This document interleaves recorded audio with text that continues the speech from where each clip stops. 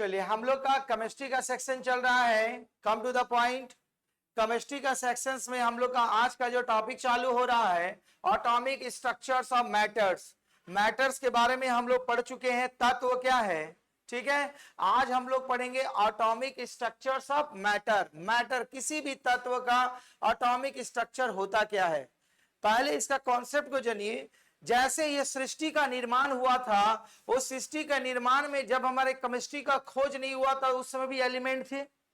तो उस समय एलिमेंट के देन भावनाएं सब अलग अलग स्तर पर सोचते थे। कोई दार्शनिक मतलब कोई इमेजिनेशन से, कोई फिलॉसफी पैटर्न से सोचते थे, कोई आपका रिसर्च के पैटर्न से सोचते थे।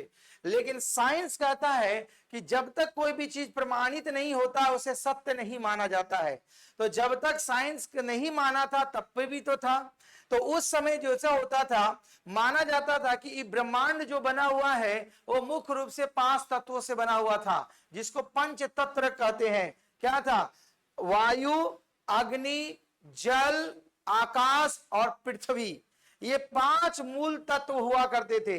ऐसा माना जाता था दार्शनिक शास्त्र लोग का, जो दार्शनिक इमेज करते हैं फिलोसफर लोग का, उन लोगों का मानना था कि ये जो सृष्टि बनी है ये 5 तत्वों से बना हुआ है। क्या क्या? वायु, अग्नि, जल, आकाश और पृथ्वी। ठीक। लेकिन इसे कोई प्रमाणित साइंस की दुनिया में प्रमाणित नहीं कर सके। आगे चल के और आए तो हमारे देश के ही एक आपके मैंने दार्शनिक शास्त्र थे जिसका नाम था कणाद, महर्षि कणाद। माना जाता है कि भारत में केमिस्ट्री का जनक इन्हीं को माना जाता है। ठीक है। महर्षि कणाद के मतानुसार ऐसा माना गया कि कोई भी तत्व जो होगा उसे अगर लगातार डिवाइड किया जाए, विभाजित तत्व को खंडित किया जाए, तो एक ऐसा सूक्ष्म कण प्रमाणित होगा, प्राप्त होगा, जिसे और अब से विभाजित नहीं किया जा सकता है। यह बात कहना था महर्षि कणाद का, जो भारतीय थे। और महर्षि कणाद ने उस अविभाज्य मतलब सपोज करो कि कोई एलिमेंट है, इसको इतना खंड में बांटे, इतना खंड में बांटे कि जो हमको एक खंड मिला अब उससे छोटा हम उसको टुकड़ा में नहीं बांट सकते हैं। That is called micro particles या सूक्ष्म कण, जिसको विभाजित नहीं किया जा सकता है। ठीक है। तो उस इस सूक्ष्म कण को उन्होंने नाम दिया था परमाणु। क्या नाम दिया था? जिसको इंग्लिश में कहते हैं हम लोग एटम। ठीक है। तो परमाणु का मतलब होता है परम अणु, मतलब उससे और छोटा मॉलिक्यूल्स हो ही नहीं सकता है।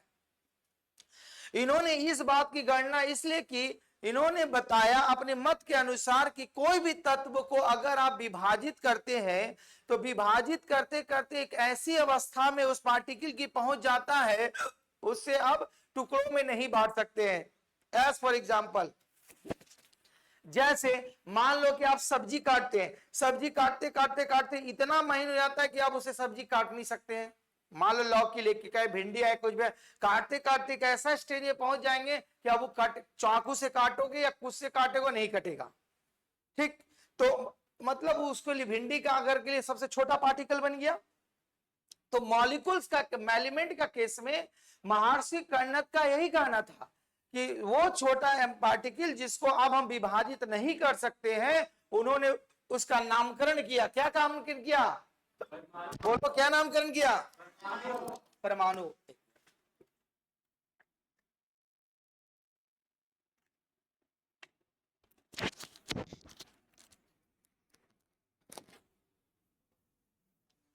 ठीक है। आगे चल के एक और भारतीय दार्शनिक हुए। ठीक है।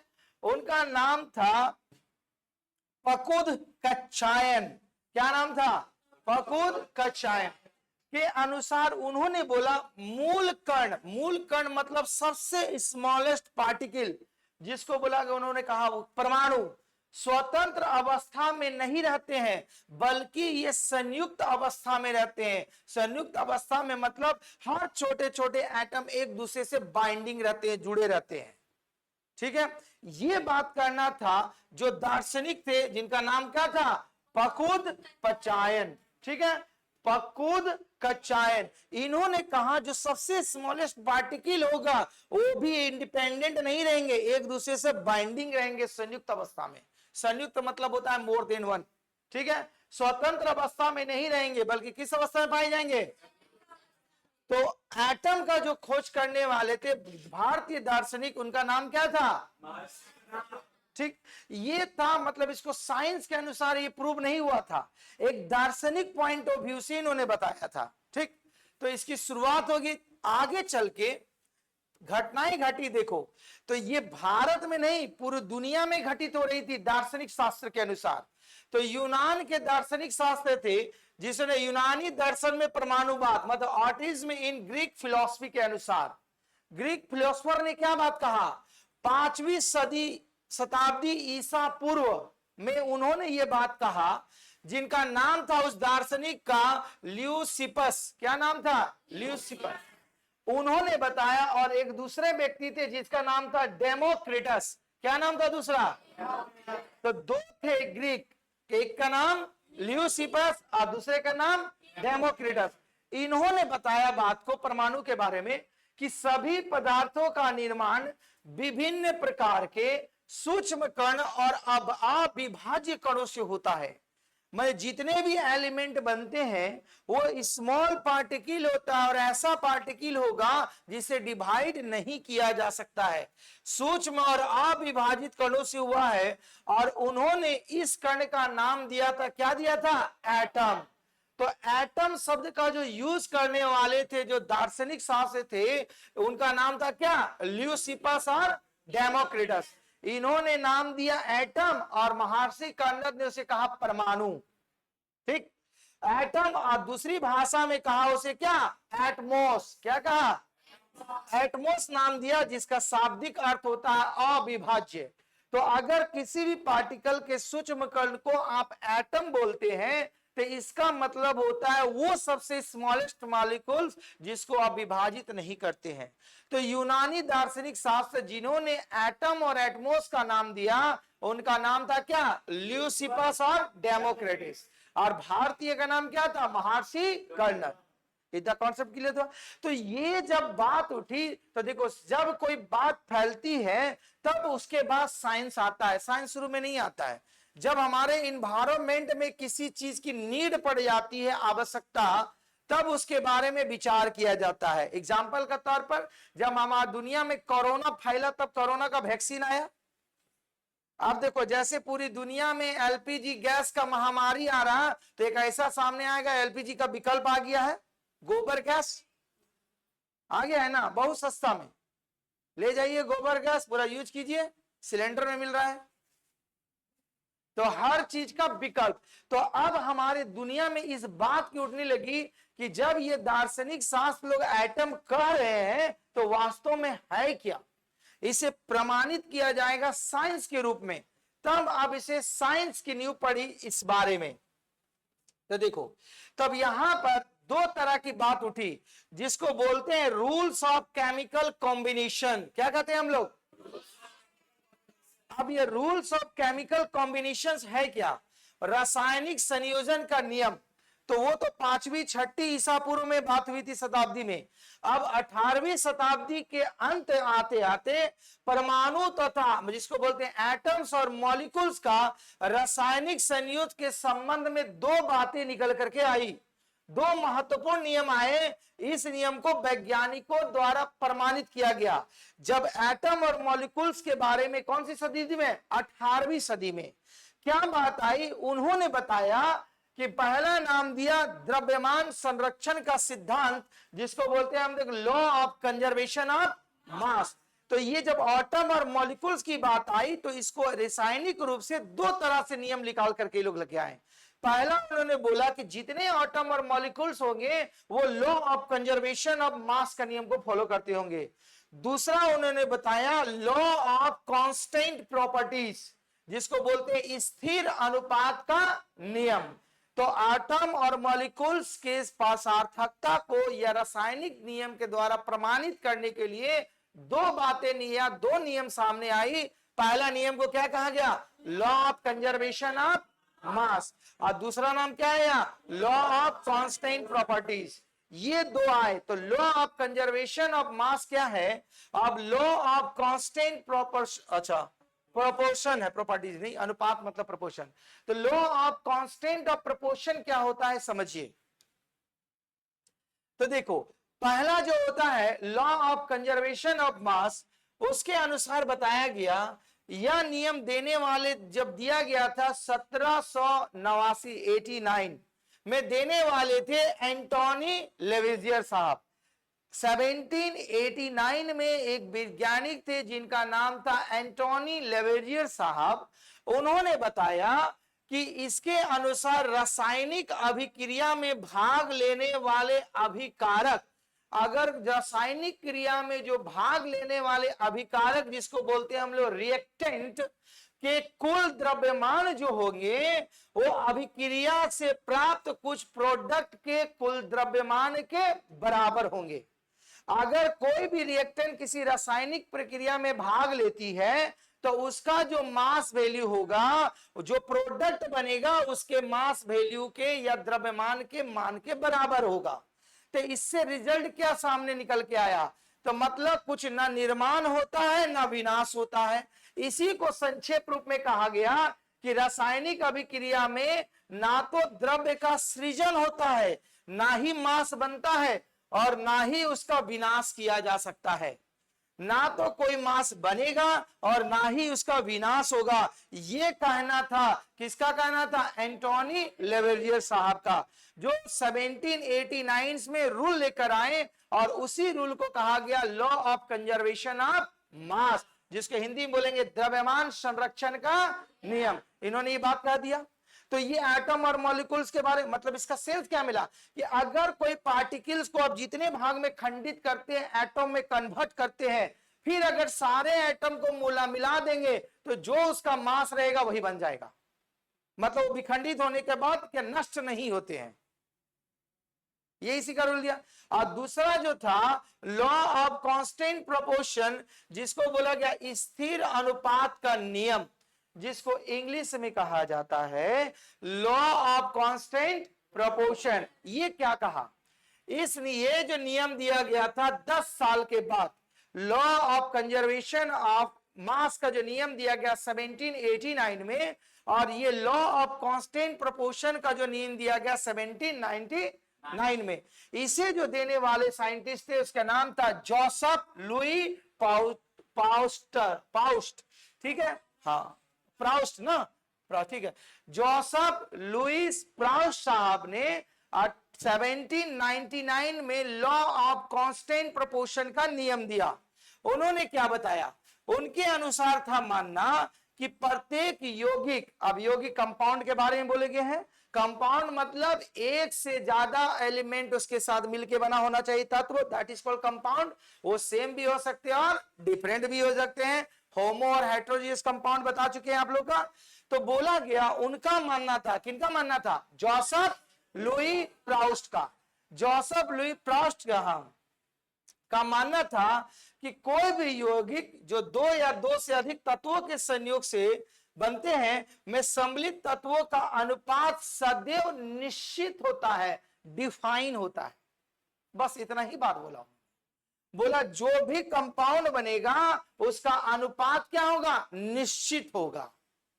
ये बात कहने वाले व्यक्ति कौन थे, जोसेफ लुईस पाउस्ट। जब ये बात इन्होंने कब कहा था, 1799 ईस्वी में। अब बोला ये बात कहा तो इसका मीनिंग क्या हुआ, बोला जो भी कंपाउंड बनेगा उसका जो आपका होगा तत्व एलिमेंट क्या होगा, फिक्स होगा, डिफाइन होगा। एग्जाम्पल का तौर पर जल, वाटर एक कंपाउंड है, क्यों, H2O, किसका, हाइड्रोजन और ऑक्सीजन का। तो इन्होंने बोला कि हाइड्रोजन और ऑक्सीजन का द्रव्यमान का अनुपात सदैव 1:8 होता है। चाहे आप तालाब का पानी ले लीजिए, गंदा पानी ले लीजिए, चाहे नदी का पानी ले लीजिए, चाहे फिल्टर वाटर ले लीजिए, कुछ भी ले लीजिए, ये वास्तव में वाटर ही है। तो ये वाटर जो जिस मॉलिक्यूल से बना होगा, इसका जो होगा मॉलिक्यूल कंपाउंड क्या रहेगा, एलिमेंट फिक्स रहेगा, चेंज नहीं हो सकता है। वाटर का, तालाब का पानी भी लीजिएगा तो उसमें जो वाटर का यही कंपाउंड 1:8 रहेगा।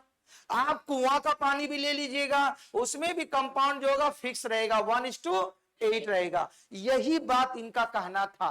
किनका कहना था? जोसेफ लुईस पाउस्ट का।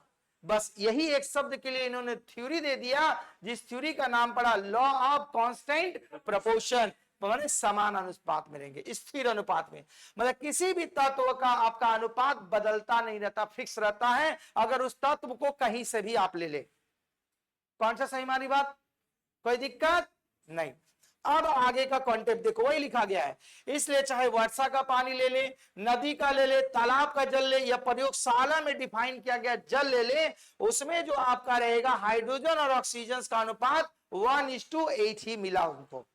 तो बोला ये फिक्स है आपका। ठीक है, अब समझो ध्यान से।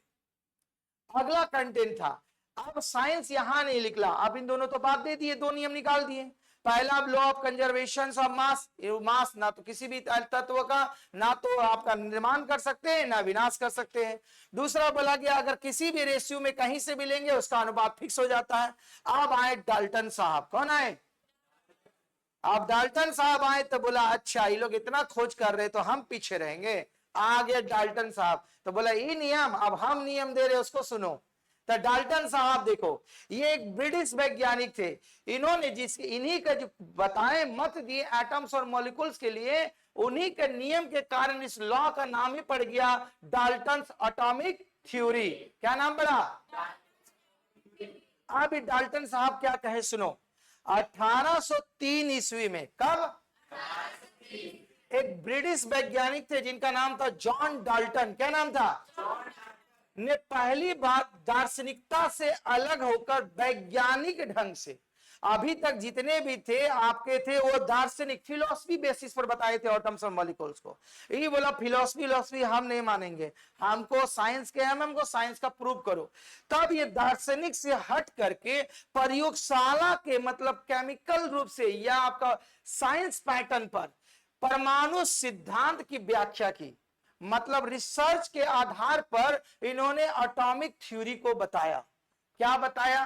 पहली बात इन्होंने बोला कि सभी तत्व जितने भी पदार्थ हो, चाहे वो तत्व हो या यौगिक हो, अत्यंत सूक्ष्म कणों से निर्मित होते हैं।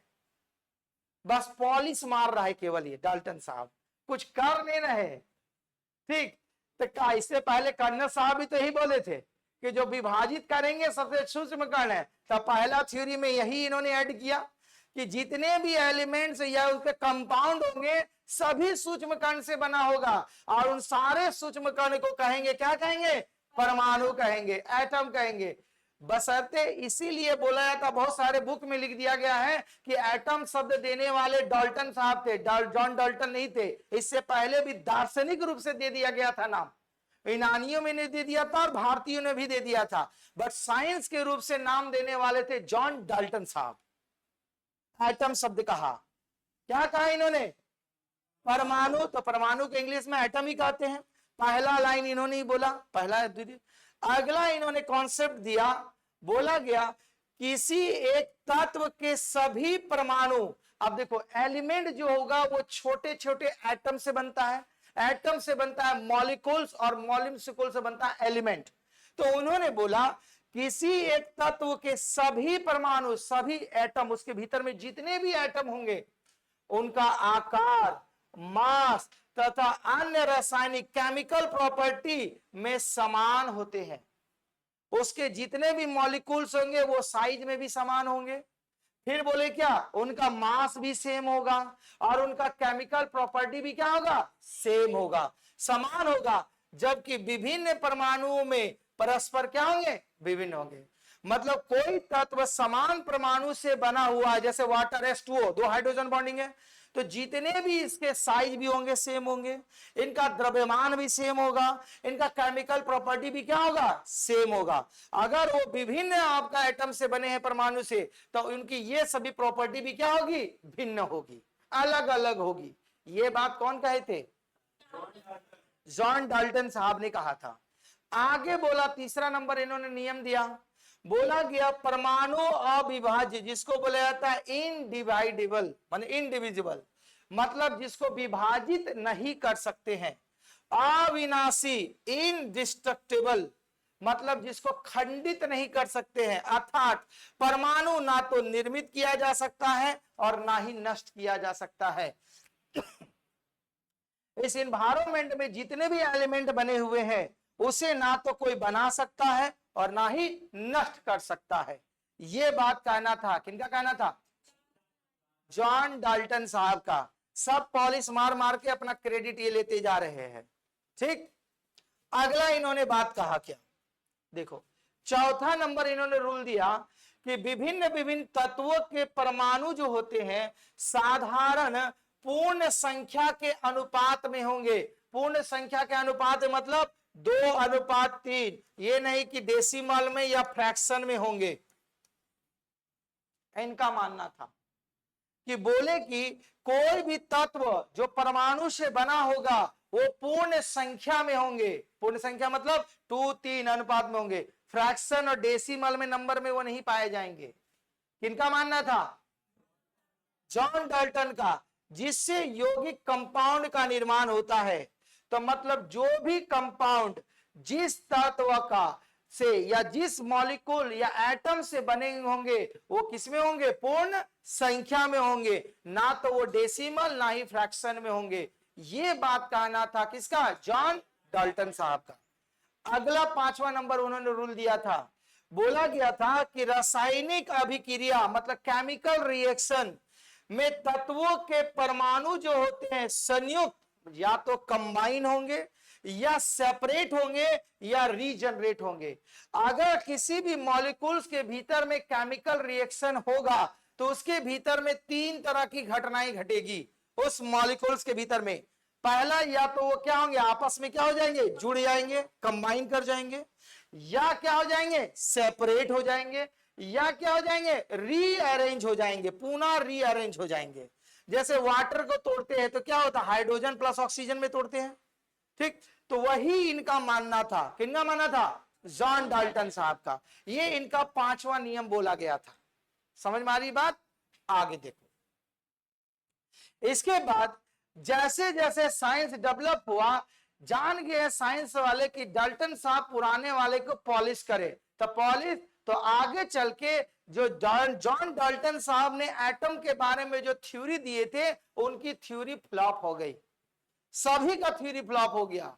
अभी तक हमने पढ़ा कि वो छोटा से छोटा कण जिसको विभाजित नहीं कर सकते हैं उसको आप एटम कहते हैं, परमाणु कहते हैं। लेकिन साइंस बोला उस एटम को भी विभाजित किया जा सकता है। तभी तो उस एटम के भीतर में देखो आधुनिक समय में जॉन डाल्टन के सिद्धांत को काट दिया गया, मतलब उसे फेल फ्लॉप कर दिया गया। क्यों? क्योंकि अभी तक कहना था कि एटम से छोटा कोई मॉलिक्यूल्स होता ही नहीं है, सॉरी एटम से छोटा पार्टिकल होता ही नहीं है, मॉलिक्यूल्स नहीं, पार्टिकल होता ही नहीं है। लेकिन आगे चल के बताया गया कि परमाणु को हम खंडित कर सकते हैं। किसमें? इलेक्ट्रॉन में, प्रोटॉन में, न्यूट्रॉन में, पॉजिट्रॉन में, न्यूट्रिनो में, मैसन में और पाई मैसन में तोड़ सकते हैं। अभी तक मानना था कि परमाणु से छोटा मॉलिक्यूल्स है ही नहीं, लेकिन साइंस, मॉडर्न साइंस ने बोला नहीं, परमाणु को भी हम खंडित कर सकते हैं। अलग है। और अगर एग्जाम में पाई मैसन को भी डिवाइड किया दिया गया, सोचो सबसे छोटा, इसमें पाई मैसन को बांटा गया है पाई 0, पाई प्लस और पाई माइनस में बांट दिया गया है। पाई मैसन को पुनः 3 भाग में बांट दिया गया है। तो देखो यही परमाणु को जो अभी एटॉमिक एनर्जी परमाणु बम जो बना, ये थ्योरी यूज किया।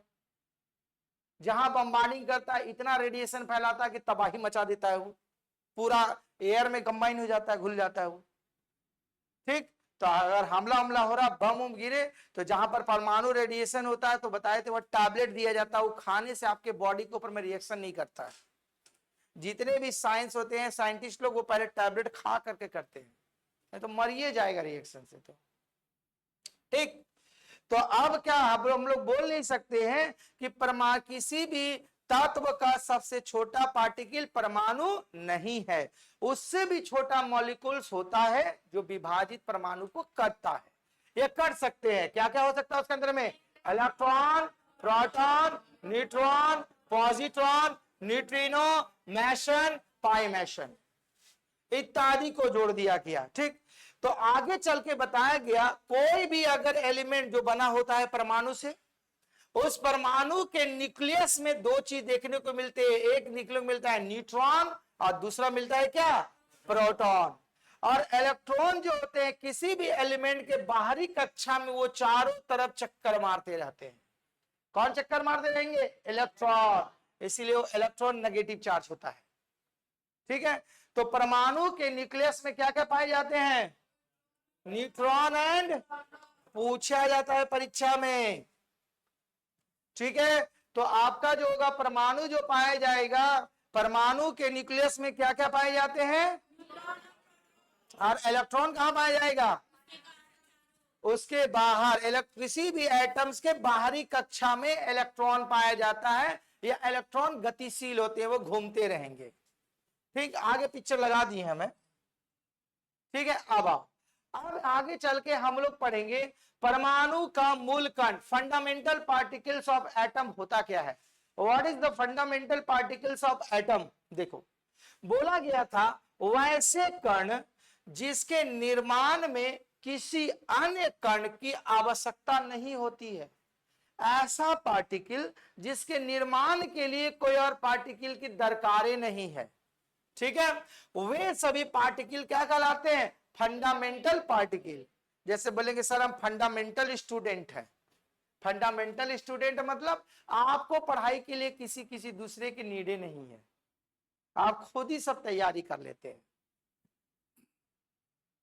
तो फंडामेंटल पार्टिकल मतलब वो मूलभूत कण, वो स्टार्टिंग कण जिसके निर्माण में कोई भी कण मदद नहीं किया, सहयोग नहीं किया हो, उस तरह के कण और पार्टिकल को हम लोग कहते हैं फंडामेंटल पार्टिकल। क्या कहते हैं, जैसे एग्जाम्पल के तौर पर इलेक्ट्रॉन।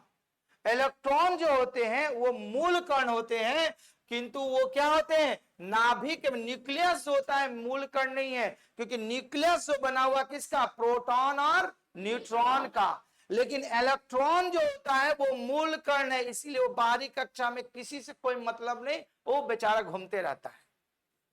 ठीक है, तो अगर फंडामेंटल पार्टिकल का नाम बोलेंगे तो कौन आएगा, इलेक्ट्रॉन। और nucleus is not a fundamental particle, nucleus मूल कण नहीं है, क्योंकि न्यूक्लियस के भीतर मौजूद होते हैं प्रोटॉन और इलेक्ट्रॉन, सही में, सॉरी, न्यूट्रॉन और प्रोटॉन। ठीक, तो अब आगे चल के ये फंडामेंटल पार्टिकल जो हुआ पुनः दो भाग में बट गया। कितने भाग में बट गया, दो भाग में। पहले भाग को कहा गया स्टेबल पार्टिकल, जिसको कहा गया अस्थायी मूलकण, और दूसरे को कहा गया अनस्टेबल पार्टिकल। क्या कहा गया, ठीक है, तो स्टेबल पार्टिकल मतलब अस्थायी मूलकण और अनस्टेबल पार्टिकल मतलब अस्थायी मूलकण। अब ये क्या, मूल कण के बारे में समझ में आ गई कि वैसे कण जिसके निर्माण में किसी अन्य कण का कोई मदद योगदान नहीं होता है, वैसे कण को हम लोग फंडामेंटल पार्टिकल कहते हैं। अब ये फंडामेंटल पार्टिकल दो भाग में बट गया, स्टेबल और अनस्टेबल। अब स्टेबल पार्टिकल होता क्या है, देखो, स्टेबल पार्टिकल कहने का मतलब बोला गया है ये जो होते हैं परमाणु के अनिवार्य रूप से में उपस्थित रहते हैं, किसी भी एटम में ये मुख्य रूप से पाए जाएंगे। ठीक है, और इनकी संख्या कितनी बताई गई है, 3। याद रखोगे कि स्टेबल जो पार्टिकल होती है ये मुख्य रूप से किसी भी एटम का निर्माण होगा वो रहेगा ही रहेगा, और ये मुख्य रूप से 3 प्रकार के होते हैं, ये 3 होते हैं। पहला कहा जाता है इलेक्ट्रॉन, दूसरा कहा जाता है प्रोटॉन, और दूसरा क्या कहा जाता है, न्यूट्रॉन। ये स्टेबल होते हैं। और अनस्टेबल का मतलब क्या होते हैं, ये अनिवार्य रूप से परमाणु में उपस्थित नहीं रहते हैं, हो भी सकते हैं और नहीं भी हो सकते हैं। Such type of the particles are known as unstable particles. तो जैसे एग्जांपल के तौर पर क्या होगा, पॉजिट्रॉन, न्यूट्रिनो, एंटी न्यूट्रिनो और मेसन, ये सभी कहा जाता है अनस्टेबल पार्टिकल। कौन सा पार्टिकल, तो अगर बोला जाएगा कि अनस्टेबल पार्टिकल का एग्जांपल बताइए तो क्या नाम बताएंगे? पॉजिट्रॉन, न्यूट्रिनो, एंटी न्यूट्रिनो और मैसन। अभी बताएंगे न्यूट्रिनो और एंटी न्यूट्रिनो क्या है या एंटी पार्टिकल्स क्या होता है, ठीक है। और स्टेबल पार्टिकल का नाम बोलेंगे तो क्या क्या आएगा? इलेक्ट्रॉन, प्रोटॉन और न्यूट्रॉन। तो इलेक्ट्रॉन, प्रोटॉन और न्यूट्रॉन को कहा जाएगा स्टेबल पार्टिकल्स। अनस्टेबल पार्टिकल है पॉजिट्रॉन, न्यूट्रिनो, आपका एंटी न्यूट्रिनो और मैसन्स। यहां तक समझ में आ गई बात, ठीक। तो अनस्टेबल मतलब ये अब एटम में रह सकता भी है, नहीं रह सकता, उतना इंपॉर्टेंट नहीं है। जैसे आप लोग का इलेक्ट्रिक पेपर पढ़ा तैयो नहीं पढ़ा तैयो नंबर मिलवे नहीं करता, उसका ऑनर्स में नंबर जोड़ता है नहीं, तो वो अनस्टेबल है, कितना पढ़ लोगे नंबर नहीं मिलेगा। और स्टेबल ऑनर्स पेपर एकदम पढ़ना है, उसके बिना कोई विकल्प नहीं है। ट्रिक्स है पकड़ने का, याद रखो। सही में आ गई बात यहां तक? आगे बढ़े नहीं बढ़े? कहां है? देखो एंटी पार्टिकल्स, अभी जो अभी टाइम नहीं हुआ है, एंटी पार्टिकल समझो क्या होता है। यहां स्ट्रक्चर लगा दिए हैं। एंटी पार्टिकल जिसको हिंदी में कहते हैं प्रतिकर्ण, ठीक है। एंटी मतलब क्या होता है? विरोधी। एंटी बोलते हैं ना, मेरा वो एंटी है, बोलते हैं ना, तो मतलब आप जो काम करिएगा वो बिगाड़ के चल जाएगा। आपका पड़ोसी घर बना रहे, देख रहे हैं घर बना रहा, रात को आएगा 4 ईटा गिरा के चल जाएगा, जानता है कि अगर 4 ईटा गिरा से कोई लाभ होने वाला नहीं है, तैयो करेगा। बोले मेरा घर का तरफ छज्जा, अरे निकाल दिया तो कौन सी हो गया उसका, मेरा तरफ खिड़की नहीं रखना है, अरे खिड़की रख दिया तो क्या नहीं, मेरा जमीन का तरफ से हवा जाएगा उसका घर में। देखो खिड़की उड़की निकालने देगा, उल्टा साइड में नहीं देगा, और निकाले तो क्या दिक्कत, कोई दिक्कत है? वो तो दीवार में दिया, जिस दिन दीवार उठाएगा ढका जाएगा उसका, नहीं काहे निकाल सकता है, उसका घर में धूप, वो जमीन नहीं छोड़ा, तो उसी कहा जाता है एंटी। तो साइंस में भी एंटी होता है, इसीलिए उसका नाम है एंटी पार्टिकल, हर का विरोधी रहता है। कुछ का एग्जाम्पल लिख दिए हैं, ठीक है, फिगर चार्ट बना दिए, तब समझा। देखो एंटी पार्टिकल का मतलब समझिए, ये जो होते हैं इसकी संख्या घट बढ़ सकती है, फिक्स नहीं है। अभी नेचर में एंटी पार्टिकल बन रहे, नष्ट हो रहे हैं, ठीक है। अगर कोई बोले कि एंटी पार्टिकल का नंबर क्या है, नहीं बता सकते हैं, फिक्स नहीं। लेकिन एक अगर बोल दिया जाए तो लगभग अप्रोक्स 100 माना गया है, लेकिन अब 100 से भी ज्यादा हो गया है, ठीक है। तो एंटी पार्टिकल होता क्या है? तो एंटी का मतलब समझ गए, विरोधी। तो देखो क्या बोला गया, जब दो स्वभाव के विपरीत कण, दो नेचर वाले विपरीत कण आपस में मिलेंगे तो वो एक दूसरे को क्या करेंगे?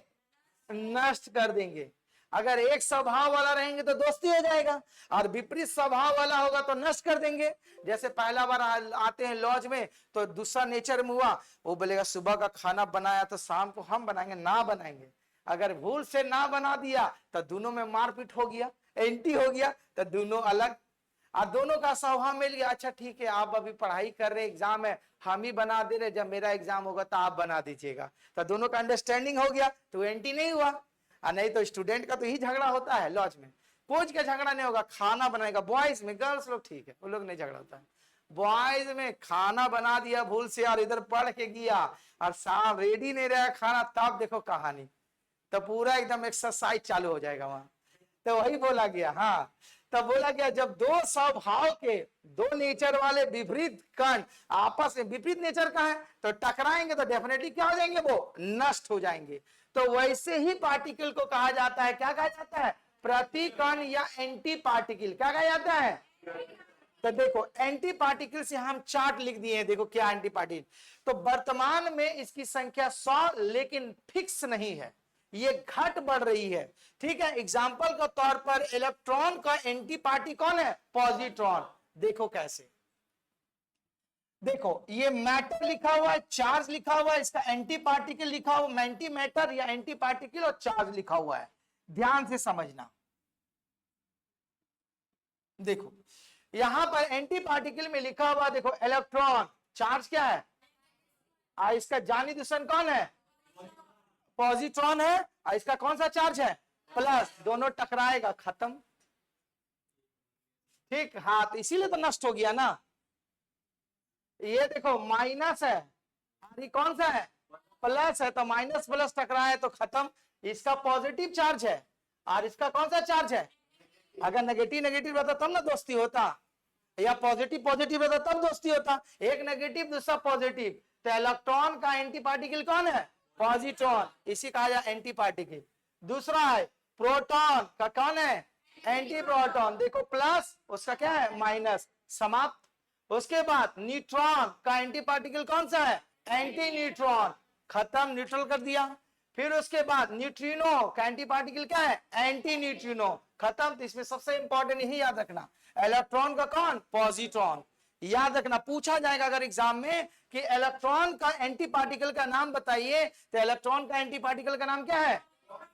ठीक है, बहुत सारे लिस्टेड है, लेकिन उतना तो आपको केमिस्ट्री पूरे डीटेल पढ़ना नहीं है, मुख्य रूप से हम लिख दिए हैं।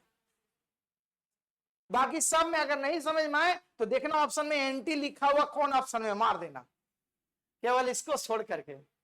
इलेक्ट्रॉन का है पॉजिट्रॉन, बाकी सब में एंटी लगा रहेगा, तो एंटी मतलब विरोधी।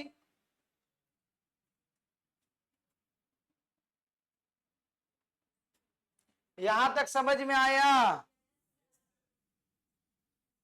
अब आ रहे हैं हम लोग एटम, परमाणु। ठीक, ये तो था खाली इंट्रोडक्शन।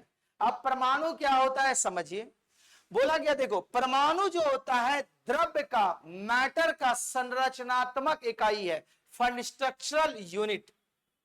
मतलब कोई भी द्रव्य जो होता है आपका एटम से बना होता है, तो इसीलिए बोला गया परमाणु जो होता है द्रव्य की संरचनात्मक या स्ट्रक्चरल यूनिट होती है। वह किसी तत्व का वह सूक्ष्म कण है, स्मॉल मॉलिक्यूल पार्टिकल्स है, जो उस तत्व के सभी रासायनिक गुण में उपस्थित होगा। अगर वो एलिमेंट है तो उसके सभी रासायनिक गुण में उपस्थित होगा, और प्रत्येक तत्व में कुछ विशिष्ट प्रकार के परमाणु और आपके क्या होते हैं, से निर्मित होता है। और ये ब्रह्मांड जितना बना हुआ है, उसमें जितने भी तत्व हैं वो किसी ना किसी परमाणु से बना हुआ है, जितने भी एलिमेंट है वो किसी ना किसी परमाणु से बना हुआ है। तो अगर क्वेश्चन पूछा जाए कि किसी भी द्रव्य का संरचनात्मक इकाई का नाम क्या है, तो क्या नाम है उसका? एटम, जिसको बोलते क्या हम लोग? परमाणु। ठीक है, और उस परमाणु में जितने भी केमिकल रिएक्शन होंगे सारे के सारे होंगे, मौजूद होंगे। ठीक, और ये हमारे इन्वायरमेंट में जितने भी तत्व बना हुआ है वो किससे बना हुआ है? एटम से बना हुआ है। ठीक, आओ थोड़ा सा ले लेंगे तब ना आनंद आएगा। अब आओ देखो, the structure of atom, atom का स्ट्रक्चर क्या है? देखो दिख रहा पिक्चर में,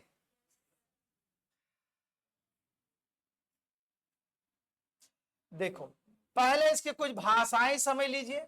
अभी हमने बताया कि कोई भी एटम में स्टेबल पार्टिकल और अनस्टेबल पार्टिकल, कोई भी एटम रहेगा स्टेबल पार्ट, तीन चीज मौजूद होगा, इलेक्ट्रॉन, प्रोटॉन और न्यूट्रॉन। और इलेक्ट्रॉन जो होते हैं वो बाहरी कक्षा में घूमते रहते हैं, जिस कक्षा में घूमते हैं उसको कहते हैं हम लोग ऑर्बिट। क्या कहते हैं? तो देखो बाहरी कक्षा में घूम रहा है। ठीक, उसके बाद किसी भी एटम में जो होता है उसमें क्या होता है? न्यूक्लियस। क्या होता है? जैसे हम लोग बायोलॉजी में पढ़ते हैं उसी तरह केमिस्ट्री में भी होता है न्यूक्लियस। और उसी न्यूक्लियस में दो चीज मौजूद होंगे, एक प्रोटॉन मौजूद होंगे और एक क्या होंगे?